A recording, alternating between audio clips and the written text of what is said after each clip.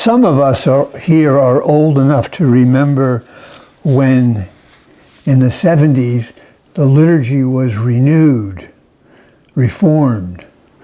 That's when English came in. But there were other changes made which apparently look not important.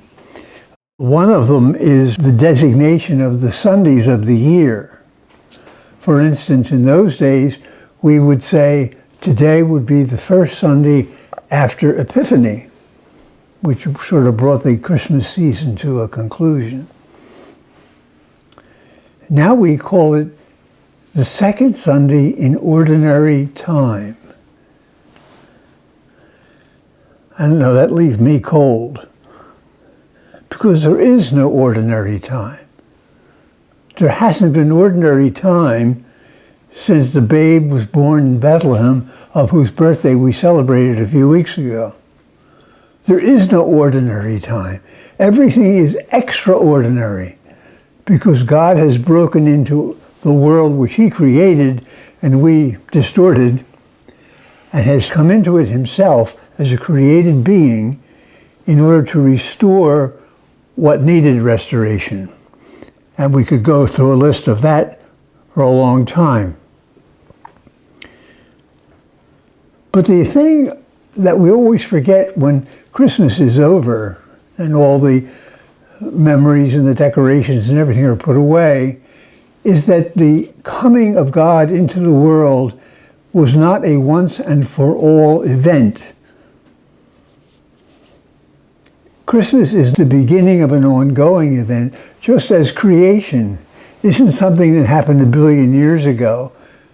It's something that is continuously going since a billion, or how many years ago the scientists tell us. This ongoing redemption, reconciling, bringing together the world which in many ways had separated and broken in pieces is a process which began with the coming of Jesus and continues until he comes again. The body of Christ was the focal point of that redemptive process. That's why we celebrate things like the birth of Jesus and the crucifixion of Jesus and the resurrection and ascension of Jesus. So where is the pivotal point of this recreative process which is going on continuously since the coming of Christ?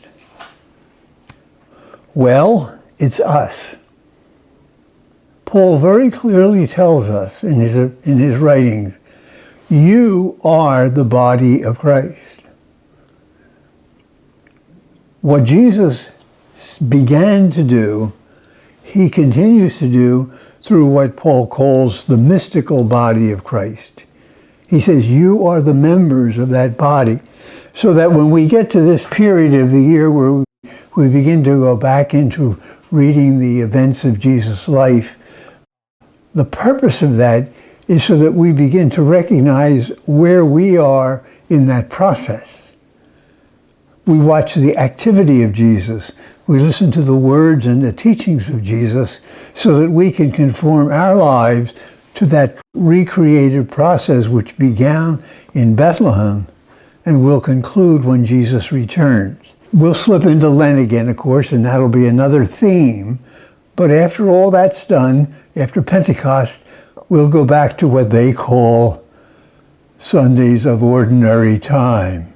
So when we get there again, let's remember, it's not ordinary, it's extraordinary, and we are personally and deeply involved in the process.